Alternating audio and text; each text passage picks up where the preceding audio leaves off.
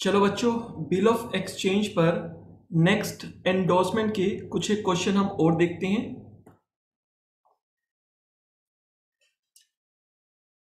अभी हम देखते हैं क्वेश्चन नंबर 5। ये क्वेश्चन नंबर 5 हमारा एंडोर्समेंट का क्वेश्चन है। क्वेश्चन को सबसे पहले रीड करते हैं। On 18th April 2019 Tendulkar sold goods to Dhoni for ₹55,000। तो गुड्स सेल किए सबसे पहले तेंदुलकर ने धोनी को 55,000 रुपए के।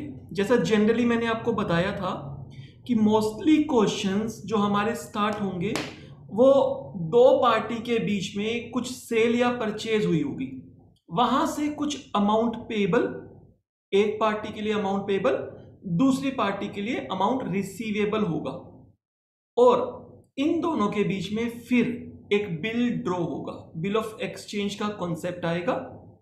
तो इस क्वेश्चन में भी पहले तेंदुलकर ने गुड्स को सेल किया है धोनी को, तो सबसे पहली जो एंट्री होगी वो तेंदुलकर और धोनी इन दोनों की बुक्स में होगी। तेंदुलकर के लिए सेल और धोनी के लिए परचेज। तो बिल ड्रॉ कर दिया, 2 मंथ्स के लिए बिल ड्रॉ किया गया है। जो भी अमाउंट है 55,000 इस अमाउंट का धोनी ने बिल को एक्सेप्ट कर लिया। अच्छी बात है, बता दिया। नहीं भी बताता तो भी हम मान लेते कि बिल एक्सेप्ट हो गया, क्योंकि अगर बिल एक्सेप्ट नहीं होगा तो उसकी लीगैलिटी नहीं आएगी, उसका कोई भी लीगल इंपैक्ट नहीं होगा। उसके बाद तो फिर बिल ऑफ एक्सचेंज का कॉन्सेप्ट हम एंट्री कर ही नहीं पाएंगे। आगे क्या हुआ? आफ्टर 1 मंथ, एक महीने के बाद 18/4 को ये ट्रांजैक्शन हुई थी, बिल ड्रॉ हुआ था। आफ्टर 1 मंथ, एक महीने के बाद, एक महीने के बाद डेट होगी 19/4/2019। तो 19/4/2019 को क्या हुआ? Dhoni endorse the bill to his creditor Raina. Dhoni ने रैना को पेमेंट करनी होगी, क्रेडिटर होगा रैना धोनी का। तो धोनी ने इस बिल को ट्रांसफर कर दिया, एंडोर्स कर दिया, हैंडओवर कर दिया रैना को कि ये लो, आपकी जो मैंने पेमेंट करनी है उसके बदले ये BR आप रख लो, और जो भी राइट्स धोनी के थे उस बिल ऑफ एक्सचेंज को लेकर, उस बिल ऑफ एक्सचेंज को रिटेन करके मैच्योरिटी डेट पर पैसा लेना, ये एक राइट है। उस बिल ऑफ एक्सचेंज को किसी थर्ड पर्सन को एंडोर्स कर देना, ये एक राइट है। उस बिल से बैंक से डिस्काउंट करा लेना, ये एक राइट है। तो ये सारे राइट ट्रांसफर हो जाते हैं जब ये बिल किसी थर्ड पार्टी को एंडोर्स किया जाता है। On the due date acceptance is duly met. जब ड्यू डेट आई तो इसकी एक्सेप्टेंस मतलब जिसने इसको एक्सेप्ट किया था उसने पे ऑफ कर दिया, पेमेंट कर दिया, ड्यूली मेट हो गया। Clear? Show entries in the books of all the parties. All the parties, यहां पर 3 पार्टीज हैं। अगर आप देखोगे, पहली पार्टी है तेंदुलकर, दूसरी पार्टी है धोनी, तीसरी पार्टी यहां पर आ गई है रैना। तो इन तीनों की बुक्स में आपको जर्नल एंट्री दिखानी है। तो चलते हैं सॉल्यूशन पे। मैंने यहां पर फॉर्मेट बनाया हुआ है। देखो बच्चे, जो फॉर्मेट बनेगा जर्नल एंट्री का, वो फॉर्मेट ये बनेगा जैसा कि आपको स्क्रीन पे दिख रहा है, date, particulars, ledger folio, amount and amount, जो नॉर्मल फॉर्मेट होता है जर्नल एंट्रीज का। इस तरह से तीनों की बुक्स बनेंगी। क्लियर? बट यहां पर हमें फॉर्मेट बनाऊंगा तो आपको एक स्क्रीन पे दिखेगा नहीं, और हमें तो मेन जर्नल एंट्री सीखनी है। क्लियर? फॉर्मेट तो आपको पता है। तो मैंने क्या किया, सिंप्लिसिटी के लिए इस तरह से नीचे, ताकि एक ही स्क्रीन पे आपको तीनों की बुक्स दिख जाए, मैंने प्रॉपर फॉर्मेट नहीं बनाया, बट तीनों के कॉलम बना दिए 3 कि तीनों की बुक्स में क्या क्या जर्नल एंट्रीज होंगी। क्लियर? तो अब यहां पर मैं तीनों की बुक्स में आपको जर्नल एंट्रीज बताता जाऊंगा, और जहां पर जरूरत होगी, कोई न्यू एंट्री होगी तो उसकी नरेशन भी बता दूंगा। बाकी जहां पर नॉर्मल एंट्रीज आएंगी जो हमने पहले भी की हुई हैं, बार बार मैं उसकी नरेशन लिख के अननेसेसरी का टाइम वेस्ट नहीं करूंगा। बट यस, आपको तो सबकी नरेशन लिखनी ही लिखनी है, क्योंकि मुझे यहाँ पे आपको जर्नल एंट्री समझानी है, तो मेरा फोकस जर्नल एंट्री समझाने पर ही रहेगा। चलो, तो क्वेश्चन में सबसे पहले तेंदुलकर और धोनी इन दोनों के बीच में गुड्स की जो सेल परचेज है वो हुई है 18/4 को। तो 18/4 को तेंदुलकर और धोनी इन दोनों की बुक्स में एक एंट्री हो जाएगी, और ये एंट्री जो होगी ये होगी बच्चे 18/4 को। तेंदुलकर के लिए ये सेल है, तेंदुलकर ने गुड्स सेल किए। Tendulkar sold goods to Dhoni for ₹55,000। तो सेल की एंट्री, क्रेडिट सेल की एंट्री सिंपल जैसे होती है, धोनी अकाउंट डेबिट, जिसको आपने क्रेडिट पर सेल किया उसको डेबिट करते हैं, डेटर बना लेते हैं, और टू सेल्स अकाउंट 55,000। नरेशन हम क्रेडिट सेल की नरेशन लिख देंगे, being goods sold to Dhoni on credit. Dhoni की बुक्स में क्या एंट्री होगी? 18/4 को ही धोनी के लिए परचेज होगी, तो ये अपने पास एंट्री करेगा purchase account debit to Tendulkar,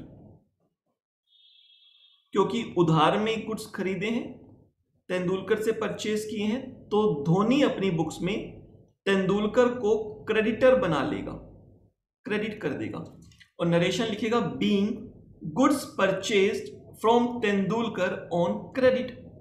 बात आती है कि इस ट्रांजैक्शन की रैना की बुक में क्या एंट्री होगी। अब ये ट्रांजैक्शन तो तेंदुलकर और धोनी के बीच की है, इसमें रैना का कोई रोल ही नहीं है, तो इस ट्रांजैक्शन की रैना अपनी बुक्स में कोई भी एंट्री नहीं करेगा। रैना अपनी बुक्स में कोई भी एंट्री नहीं करेगा इस ट्रांजैक्शन की। फर्स्ट ट्रांजैक्शन सिर्फ और सिर्फ तेंदुलकर और धोनी के बीच में ही होगी। क्लियर? अब बात आती है उसके बाद क्या हुआ। And Drew upon him at 2 months a bill for the amount. तो जितना भी अमाउंट है 55,000 का, उसका एक बिल ड्रॉ हो गया। 2 महीने का टाइम पीरियड है, कोई डेट मेंशन नहीं है, तो सेम डेट को, जिस डेट को गुड्स की सेल परचेज हो रही है उसी डेट को बिल ड्रॉ हो गया। तो बच्चे 18/4 को ही बिल ड्रॉ कर दिया तेंदुलकर ने, और धोनी ने एक्सेप्ट कर लिया। बिल ड्रॉ करने की कोई एंट्री नहीं है, राइट? बिल ड्रॉ हुआ, सामने वाली पार्टी ने जिस पर ड्रॉ किया गया है उसने एक्सेप्ट किया। एक्सेप्ट करने के बाद ही लीगैलिटी बनेगी, उसके बाद ही आप अपनी बुक्स में एंट्री करोगे। अब बिल ड्रॉ करके एंट्री डाल दो, सामने वाली पार्टी एक्सेप्ट ही ना करे। आपने तो बोल दिया मुझे पैसे लेने हैं, बट बिल एक्सेप्ट ही नहीं हुआ। क्लियर? तो बिल एक्सेप्ट होने के बाद ही ये एंट्री होती है। अब ये एंट्री क्या होगी? तेंदुलकर के पास एक असेट्स आ जाएगी जिसका नाम हो गया BR account, bill receivable account. मैंने शॉर्ट फॉर्म में लिख दिया, आप समझ जाओगे, बिल्स रिसीवेबल अकाउंट। जैसे ही ये बिल साइन हो गया, एक्सेप्ट हो गया, तो अब तेंदुलकर के लिए एक असेट्स बन गई है BR अकाउंट डेबिट। और ये बिल किससे मिला? ये बिल मिला धोनी से, टू धोनी अकाउंट। अमाउंट कितना? 55,000। तो धोनी जो मेरी बुक में ऑलरेडी डेटर था, इससे पहले वाली एंट्री में धोनी डेबिट हो रहा है, मेरा डेटर था। जैसे ही मुझे एक असेट्स मिल गई BR, मैंने कहा मेरी अब धोनी डेटर वाली असेट्स खत्म। मैंने धोनी को क्रेडिट कर दिया।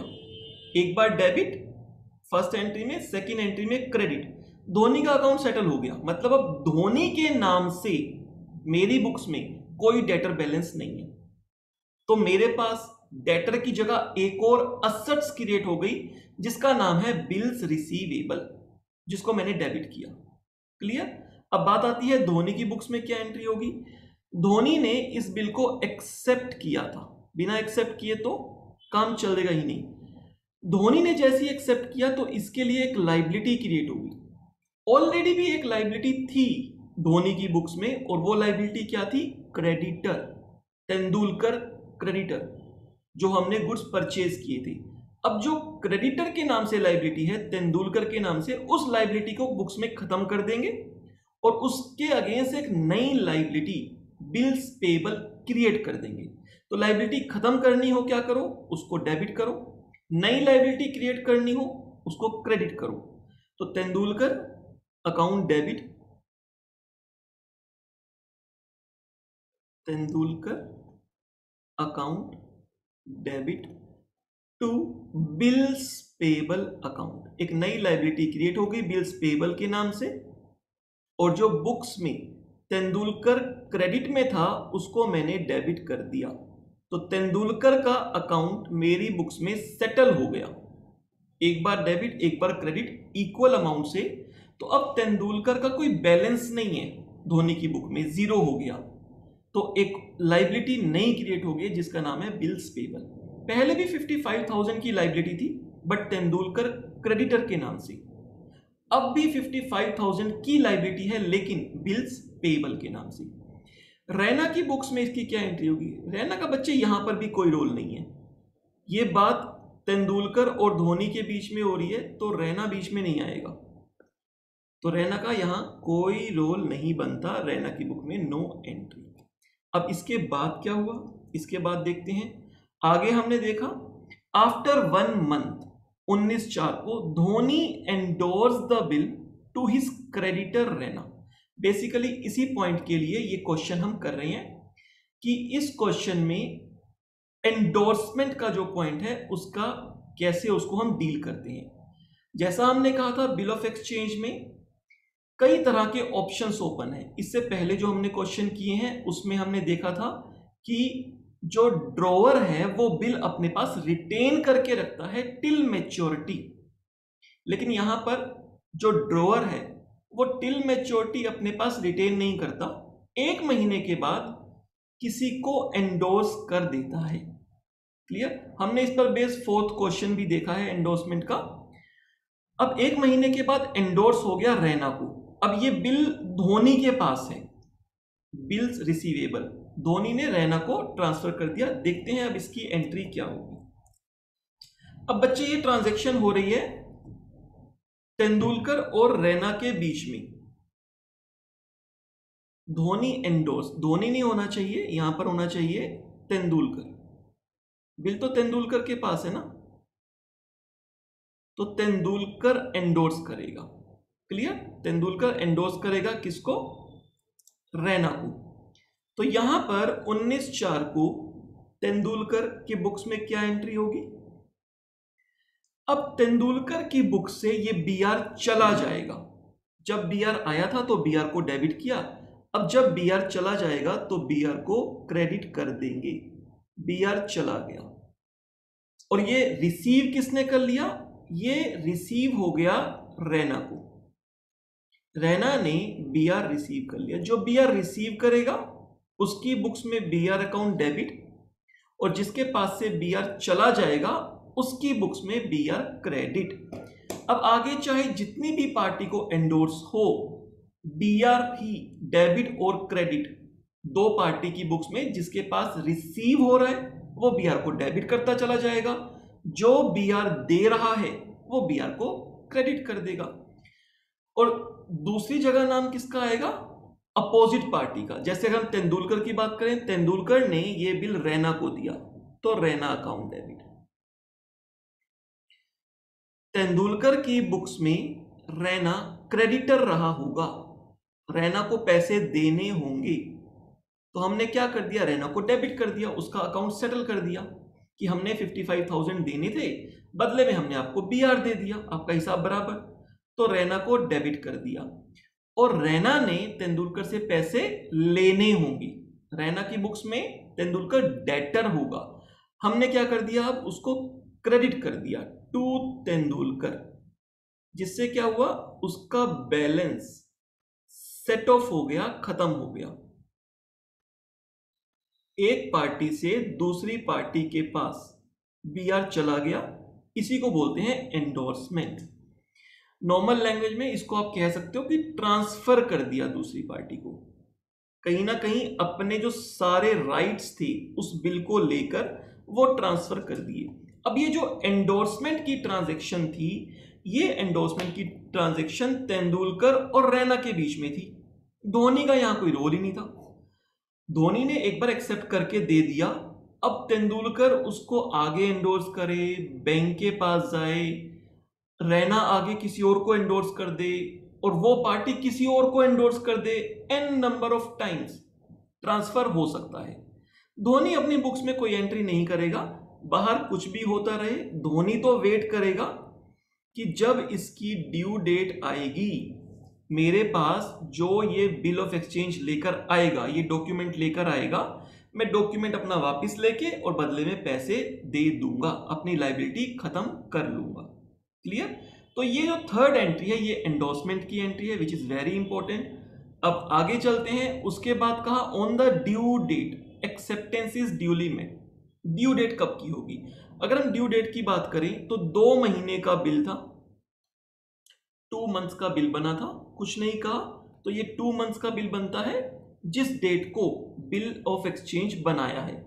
तो 18 अप्रैल से 2 महीने, 18 अप्रैल में अगर मैं 2 महीने ऐड करूं तो 18 जून 2019 हो जाता है। और मैंने आपको बताया है कि इसमें 3 डेज ग्रेस के आपको ऐड करने हैं, और 3 डेज ऐड करेंगे तो 19th 2021 21 जून 2019 ये बच्चे हमारी मेच्योरिटी डेट बन जाती है। इस डेट को पेमेंट की जाएगी 21/6/2019।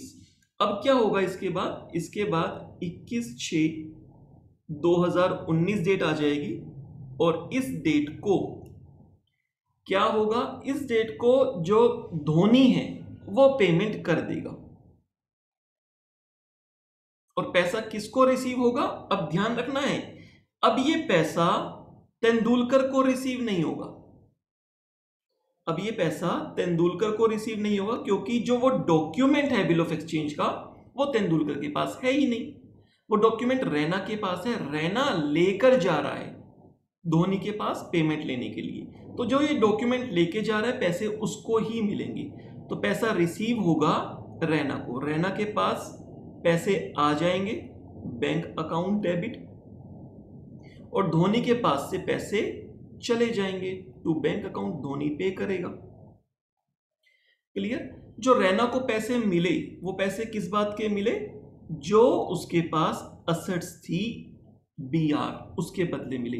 तो ये बीआर का डॉक्यूमेंट धोनी को वापस करना पड़ेगा, ये लो जी अपना डॉक्यूमेंट और मुझे पैसे दे दो। तो यहां से जो बीआर नाम की असेट्स थी वो खत्म हो जाएगी। ऐसा थोड़ा ना होगा कि पैसे भी मिल रहे हैं और उसके बाद भी हम कहते रहे अभी भी बिल रिसीवेबल है, ऐसा थोड़ा ना होगा। पैसे मिल गए तो बात खत्म, बीआर खत्म हो गया। बीआर एक असेट्स थी रैना के पास जिसके अगेंस्ट पैसे मिलने थे, और जब वो पैसे मिल गए तो बीआर असेट्स खत्म, बीआर को क्रेडिट कर देंगे और पैसा आ गया।